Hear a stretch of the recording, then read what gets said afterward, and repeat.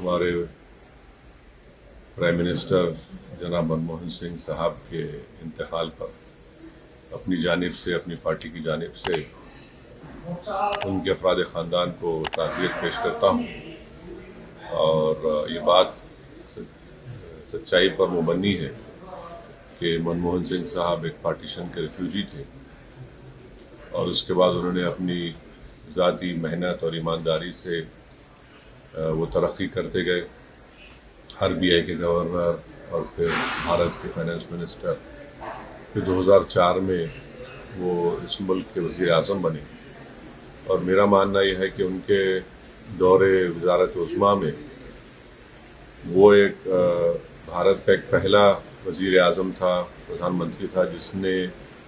marginalise communities اور خاص طور سے مسلمانوں کو اپلفٹ کرنے کے لیے،